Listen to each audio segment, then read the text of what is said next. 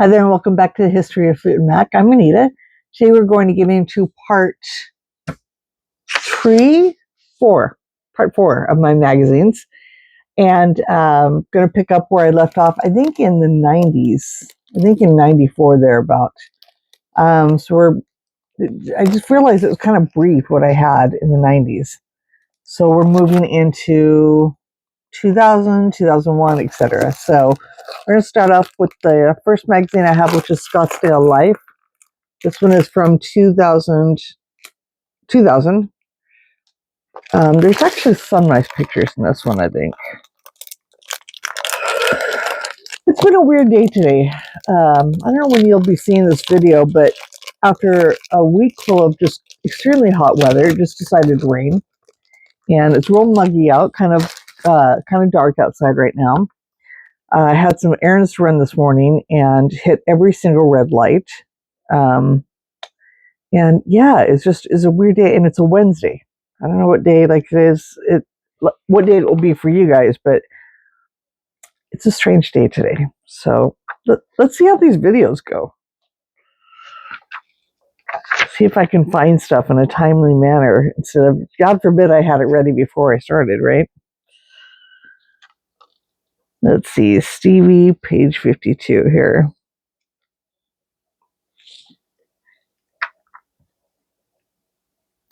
Yeah, there's some really nice pictures in here. So it starts out here.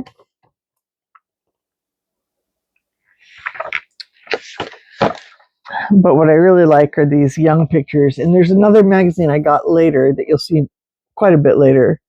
It's more towards like 2013 or so, where there's some really unique young photos of her. This one's especially cute here. Isn't it funny how you can see a person? Like I look at young pictures of me, like baby pictures, and I don't see the me that I am today as an adult.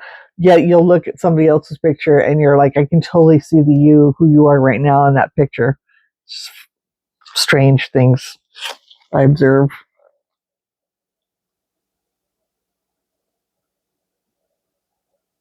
Really great pictures.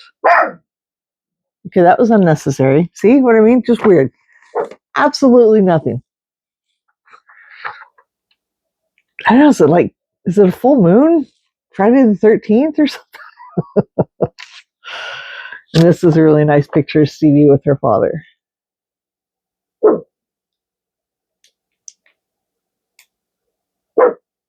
Stop it. So yeah, this was a nice one. It was also a nice, if I recall correctly, a nice article, because for me, Stevie's home is the Bay Area, San Jose, but definitely her second home, or as good as a home as the Bay Area was for her, was also Arizona. So I think she's very lively when she's in the Bay Area. I think she gives some of her best concerts and interviews, but also in Arizona. I think that she really shines and gives really good interviews and gets good feedback and such. So that was that one. Next up, we have another kind of unique cover. It's funny how many covers I have with Mick on the cover. I don't have nearly this many things with Lindsay on the cover.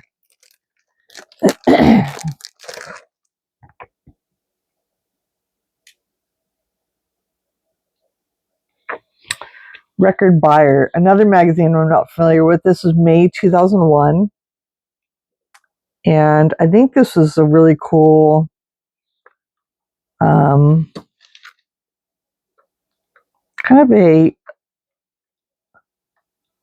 of a pricing guide, sort of. Concert dates. Yeah, just a eclectic, kind of a cool magazine. Not really anything special in here. I think this is around the time where Mick was getting into Fleetwood Owen, which I believe was which was an auction house that he had for a short time. I don't think he has it anymore. I think it went kaput with the pandemic. One of Mick's many, many ventures. He had Fleetwood Owen. He had where he was getting into like cars, all sorts of like high-end auction stuff. And additionally, he had done the whole wine deal, which I have a lot of stories from that. When I call it Mick Fleetwood's wine tour. Yeah, that's pretty much all there is in that magazine, but just a cool little different piece. Talks a little bit about the band and such like that, but mostly it's his venture, his Fleetwood owned venture, but different. This magazine from Q Magazine 2001. I do also believe this was a pretty big deal when it came out for solely one picture. Memory serves. I almost know exactly where it's at in the magazine. Almost. Stevie's not on the cover. I think I have this one cut out as well. I think this one is in my scrapbook. This one is just together because it's together. This one I might actually end up selling because I think I have a. It takes up a lot of, these magazines do take up a lot of space. And like I said, if you could see right now all the little book thingies that I have with, little magazine holders with everything, I just really need to clear out a lot of this stuff. I've had to be selling some stuff because of just not working. But then additionally, it's kind of almost been cathartic in a little bit, small way. If you had asked me 5 years ago, I would never have gotten rid of anything. So it's just kind of weird to be getting rid of stuff now. And by rid, I don't mean like I don't want it anymore, like I'm not interested or invested. That's completely not the case because I find myself on eBay as often as ever. But just a lot of stuff I bought in duplicates or triplicate, or I have, photos that were in a certain magazine. I have photos elsewhere, or like I said, I have them torn out. And I'm more keen on keeping stuff where they're on the cover, unless it's a really obscure magazine or something. And this isn't so much the case. But this is yet another great Rumors outtake with them on the cover. A really nice piece in here as well. A lot of pages. A couple of magazines I've been unable to get at the moment that have come out, I want to say in July or August. We're in August, so I want to say July. But they came out in the UK in July. I haven't been able to get, but at the same time, whereas I used to normally always buy every single magazine, didn't matter if there's just this much about them inside. There was one magazine that had them on the cover, and there was like 3 pages, and the magazine was like $20. And I'm like, no, I just, I have a lot of the stuff, and eventually, hopefully, I'll still get it, but it just wasn't the priority that it used to be. God, who am I? It's just not like me to say things like that. This was a really cool piece. We're getting into 2004 now. 2003, 2004 for Say You Will. This was a really cool piece. I was in a Tower Records before they went defunct, obviously, in Stockton, I think. Stockton, California, and found this magazine. I don't see this at all too often. Unfortunately, there's nothing like super rare inside, but it's a great cover. Never heard of the magazine before. Not that that means anything, but just, and it's definitely a more technical, audiophile voice by audiophiles for audiophiles. Okay. So it's like engineering and sound recordings and such like that. So, but yeah, inside, I don't think there's anything really. It's actually a really short article, actually.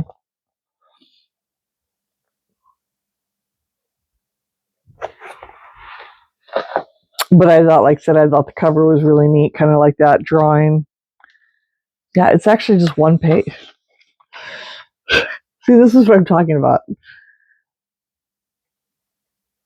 I mean, again, I would buy this over again, right away for the cover. But at the time, it was $7, which now is nothing. But nowadays, magazines are at least $20, especially if they're Q, Uncut. What's the other one? Rock magazine or something like that. Those are easily $20 magazines. Maybe this one not so bad, but $7 for a page and the cover. Just it's so much. I don't know.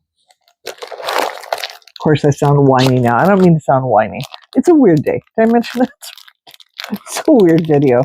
I actually, I stopped one already to restart it, and I'm like, try to keep it collected, Nita. Don't go off on a tangent. This one is cool. I like this cover. I like that it's a different picture for Say You Will, but both of them look really unhappy. Is the delicate word that I'll use. This, however, also has a really nice spread inside. They're separately spoken to.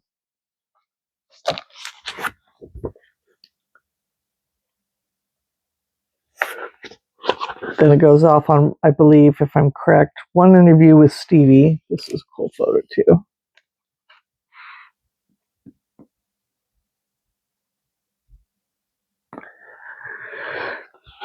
So it starts here with an interview with Stevie.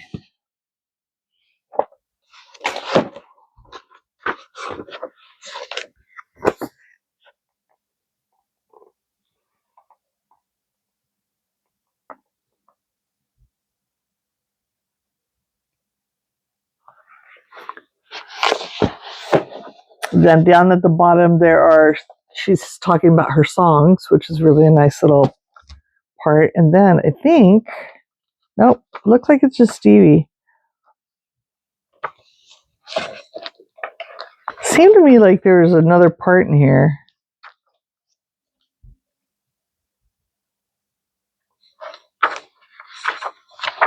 Nope, I guess not. Yeah, I'm sorry. I missed a whole first page. So there's the Lindsay part, and then there's the Stevie part. So this one is from May 2003, performing songwriter. This is kind of random. I'll actually show it on the inside because probably nobody else would have bought this. Do I need to to reinforce what that I need to have everything person I am? Town and Country with Kristen Buckingham, Lindsay's wife, on the cover, which was interesting. She's an interior designer. She seems really nice. She was at a couple shows. Unfortunately, I never got to meet her, but some people said she kind of came off, kind of, I don't want to say snotty is not maybe people use that word. I don't know. I've just only seen her walking around, but I never tried to approach her and then like that, which is unfortunate. But it shows their home inside, which is really nice.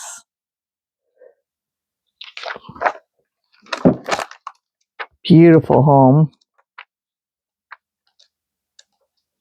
Nicely decorated. How convenient to have a wife that, does interior decorating. So you not only can buy that fancy home, but then have it so nicely decorated inside.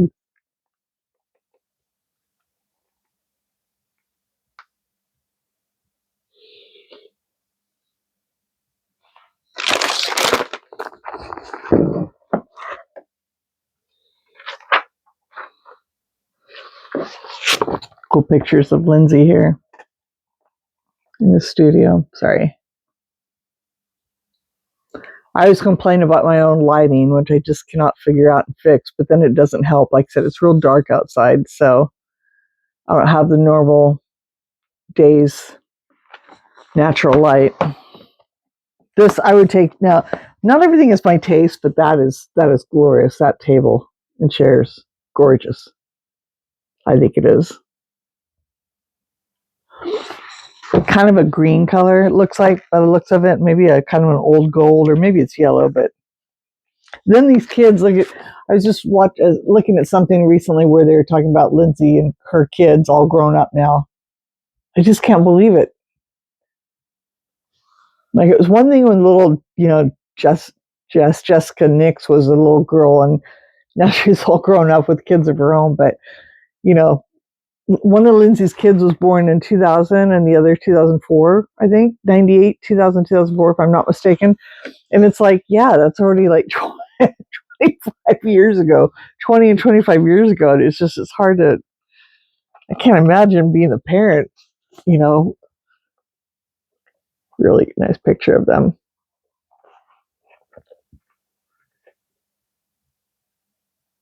Going through all these magazines too, I was realizing, like, gosh, I have so many more current things. And although that's true, versus current versus like 70s and 80s, like I was saying earlier, again, I'm still looking at stuff that's 2013, 14. I'm like, that's 20 years ago. It's just, I mean, 2003, 2004. Sorry about that.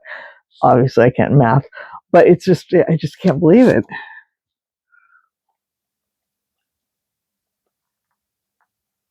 Just really nice. Just a neat, a different magazine. I don't remember how it got mentioned, like on the Knicks Fix or something like that, and I was able to find it. It was not an easy magazine to find, but just kind of unique, a little bit something different. This came out in 2004. This really has nothing inside. It's just picture-wise or anything like that. Just a standard talking about rumors again and say you will. Larger magazine is evidenced by like size. Well, even this is kind of a larger magazine, this one, but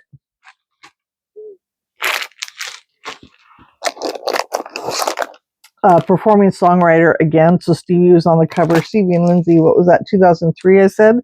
So here Stevie is on the cover on her own in 2004.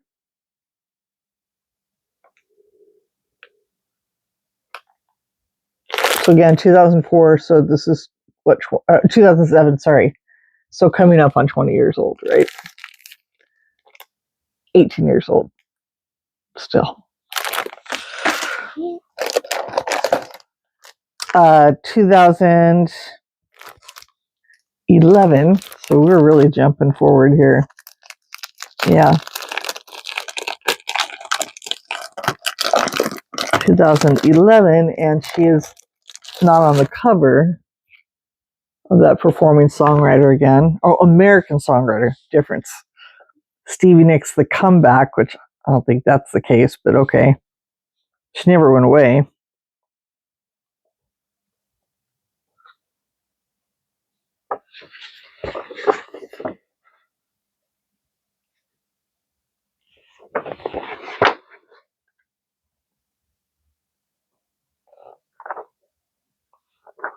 That's about it for photos. Paul Simon, anybody like him too? I'm a big fan of his.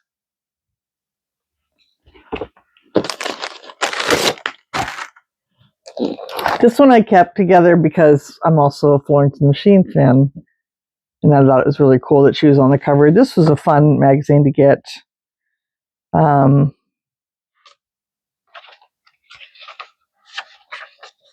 Just, I remember at the time, I don't know, it was just, I think Florence was really hitting it kind of big, and I think a lot of people, everybody wants to compare, new to old, and a lot of people thought Florence is kind of the new Stevie.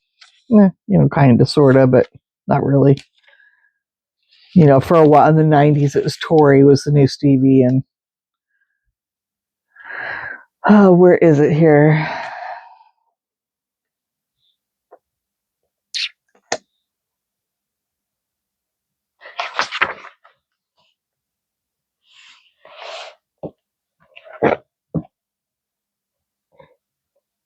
Let's just have you waiting here while I try and find out where.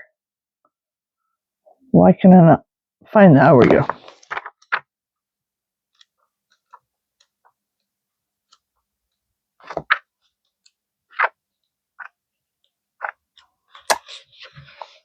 This was cute.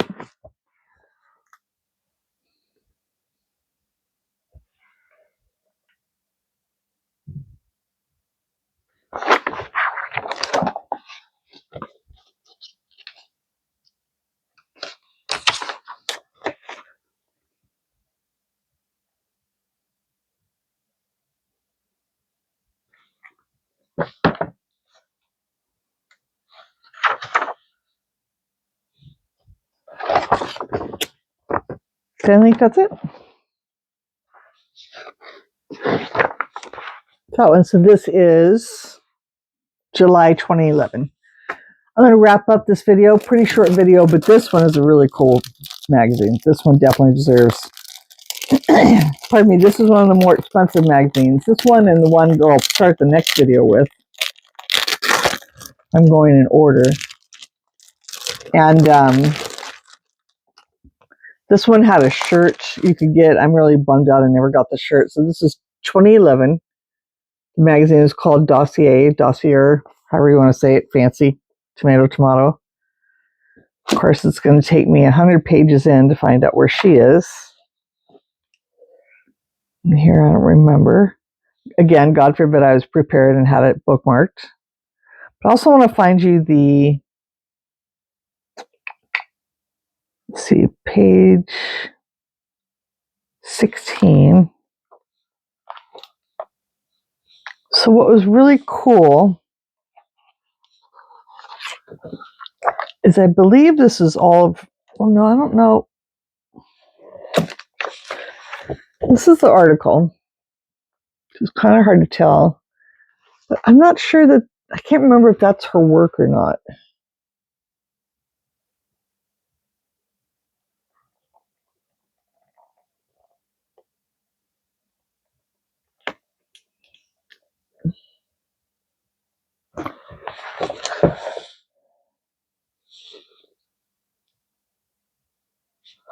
And some it looks like it, but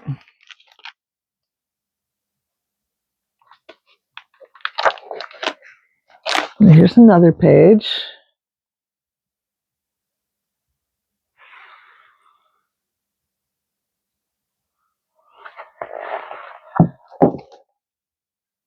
I don't think so. I can't remember. Because there's drawings, because somebody had also made a t-shirt for this magazine, for this issue that you could order. It's very hard to find.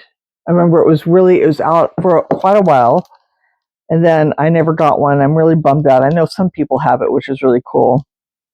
But then it's their artwork of Stevie on it, which is also why I didn't get it, because it was like merchandise, and I'm kind of weird if, I've mentioned that. Yeah, no, this is not Stevie's work. This is what it is. This is what's on the shirt, I believe.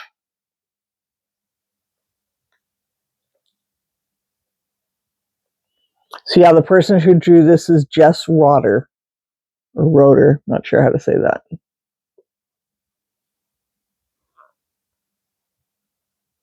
Which is definitely kind of cool. And there's somewhere in here where it shows you, and that's what I was trying to find, just because it's really neat, how to order the shirt. But I'm not sure where that is.